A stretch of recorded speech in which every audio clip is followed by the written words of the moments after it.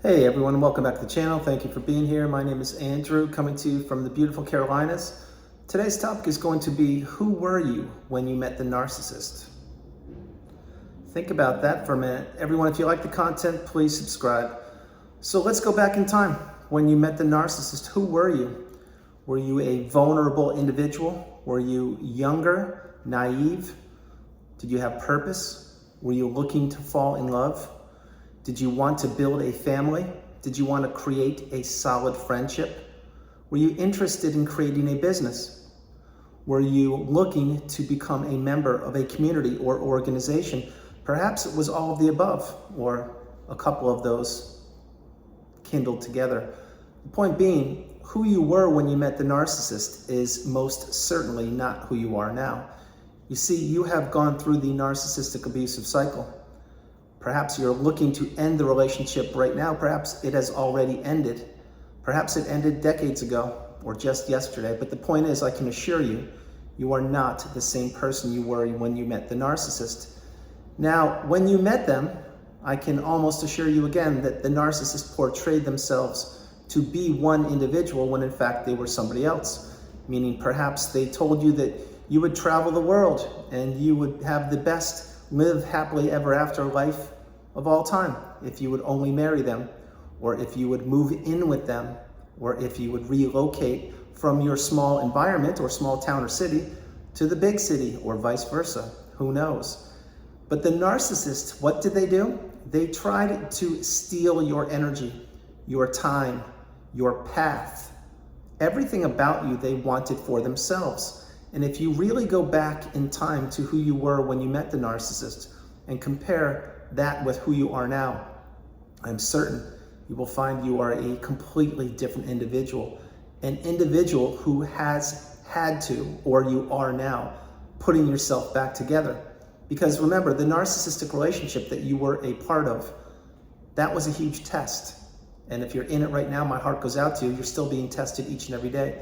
My hope is you can break free from the toxic narcissistic relationship and move forward and begin on the healing path. But having said these things, who you were back then, you were most likely a individual who saw the world through rose-colored glasses, meaning you did not have boundaries. Perhaps you were a people pleaser or a yes person, and I'm certain you didn't know how to say the strongest word in the English language, which is no. Remember, when you say no to something or someone, you are saying yes to yourself.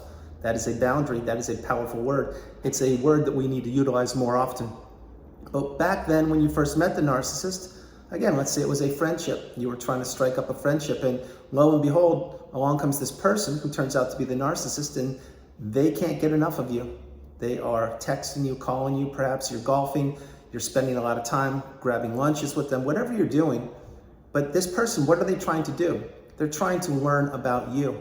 They're trying to figure out what makes you tick so they can get close enough to you to extract your resources. In other words, when they, i.e. the narcissist in this friendship example, are having difficult times, let's say, for example, they got divorced and they're trying to get back into the friendship zone with individuals and they relocated countries as an example. Well, what happens there?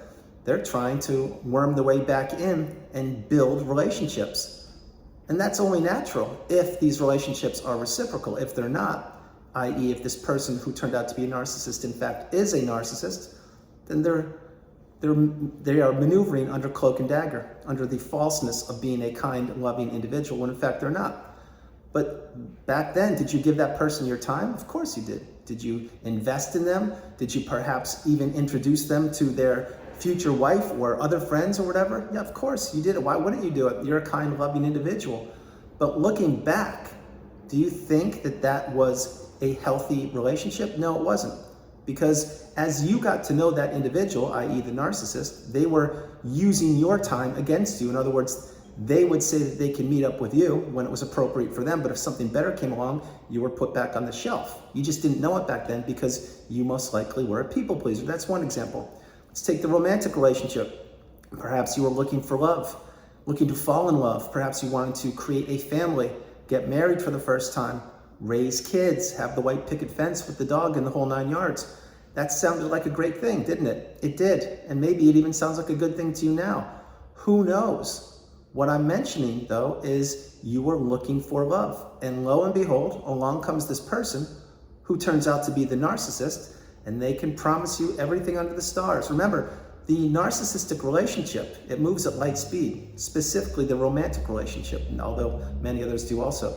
But it moves at light speed because the narcissist is trying to ensnare you in their web of lies, deceit, destruction, and manipulation. And they had you fall in love with them when in fact they can't fall in love with you. They wanted you to become attached to them so you would be like their third arm or their fourth cell phone, because they knew that you, after you told them who you were and what your beliefs are and what your dreams, goals, and aspirations were, they knew that you were easy. All they had to do was wear the mask for a period of time until that wedding ring was slipped on their finger, and boom, there is a license to abuse. That is what a marriage is to any narcissist. It is not made out of love. It's not built on genuine or authentic beliefs. It's built on manipulation and how much they can take from you. And believe me when I tell you, if you fell in love with a narcissist, whether you were married or not, that relationship / love bomb euphoric stage, the beginning, it moved at light speed. And you thought this was too good to be true, because essentially it was too good to be true. You see, the narcissist, they want to move at light speed to get you down, to nail you down. So you are believing in them. So you're waiting for them at Friday night at 9 o'clock at night for their text, or midnight for their phone call, while they're out gallivanting the globe looking for your supply, or even doing things behind your back.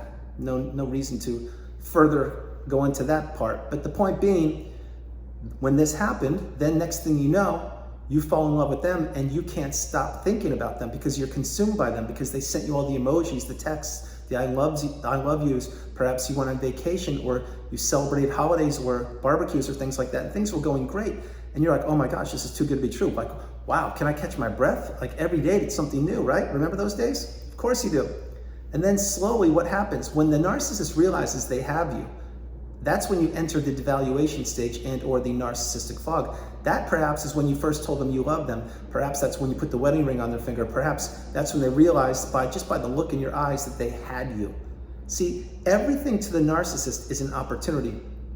People, jobs, locations, beach houses, you name it. These are all opportunities. The narcissist knows these things. So that's why when you enter a relationship with a narcissist and you don't have the wisdom about narcissism, it's advantage narcissist. Until when? Until you figure it out and you block them, go no contact, delete them, and remove all flying monkeys and people associated with the narcissist. That's when it is game over and checkmate and you win. But getting back on track, who were you when you met the narcissist? Let's say again, you fell in love with them. They knew this. They knew that they would manipulate you to the best of their ability. They would give you little breadcrumbs of hope, little breadcrumbs of the love bomb / euphoric stage, because you would continue to work for them and the relationship. They knew this. They weaponized this against you. Your empathy, your love, your time, your money, your energy, your effort, everything about you, they weaponized against you. While they were doing that, they were caring less and less and less about you, because honestly, that part of the relationship was now getting stale for them.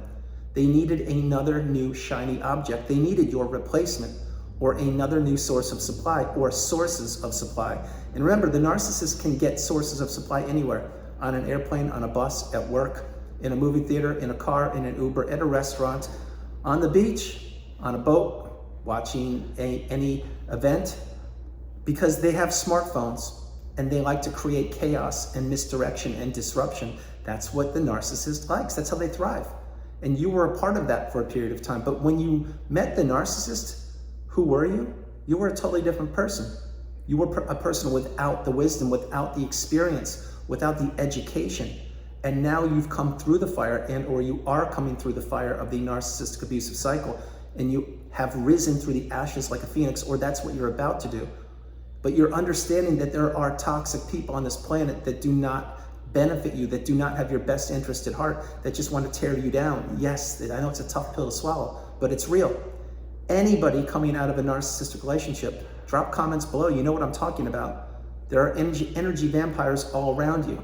And that is why you can't overshare. That's why you do have to have boundaries. That's why you do have to watch who you spend your time with. That's exactly why you have to watch what you share on social media, etc. But who were you when you met the narcissist? You were somebody with hope. with abundance, with beauty, with positive energy, with aspirations, dreams, goals, with a future. Who are you now? You have most of those things, if not all of them. The difference now is you have the wisdom and you have another opportunity at the next part of your life. My suggestion for you is, if you can and or if you have, to go no contact, to block them, close the chapter on the narcissist. Do not be ruminating, do not be looking at their pictures, do not be playing the blocking, unblocking game. Don't do any of that. Do things that benefit you, and in time, in your time, you will get the message. The message is that these people are hollow, empty shells. They need to be left behind on the beach, just like an empty shell. They're not to be scooped up and picked up and brought into your house because they need a roof, or because they're claiming they're a victim, or that you have so many other better things than they do. No, we've already been down that road. We now have learned, and from our experience and our education comes the wisdom. And the wisdom is to benefit yourself and those loved and trusted ones around you. So right now, as you're watching the video, and again, thank you very much for being here, you're probably at a different part of the healing path than perhaps I am. Perhaps you're way in front of me. Perhaps you are a little behind me. Perhaps this is your first video you're ever consuming on the narcissistic abusive cycle. It matters not. What matters is that you're getting the education and you are taking action that benefits you. Keep this in mind before I close the video out. The narcissist doesn't want you to heal. The narcissist wants you thinking about them. They want you blocking and unblocking. They want you replying to their texts, their phone calls, their emails. They want to consume you, whether they are living in the same house as you or halfway around the globe. That's what they want. Because you, at one point, were the grade A source of supply for the narcissist. No longer are you that. You're not supply at all. What you are is a beautiful, bright, shining light. You are full of abundance, energy, positive flow, creativity, and growth. That's what you are. So I hope you get the message. Who you were when you met the narcissist, you were someone that was looked upon as an opportunity. You just didn't have the education. It's not your fault. It was never your fault. It's not your fault now. It is that a person who is or was the narcissist, they saw you and they saw your abundance and your beauty, and they wanted to extinguish it and capture it for a period of time, and they did succeed. No longer can they do that. Guys, that's the video. I hope you liked it. I loved doing it. From the beautiful Carolinas, this is Andrew. Namaste. Have a great afternoon, evening, or morning. No matter where you are on the planet, you are not alone. Remember that. Continue to move forward each and every day. Continue to become the best version of yourself possible, and continue to become awakened and aware. I love you all. Have a great afternoon, and I will talk to you tomorrow. All right, bye guys.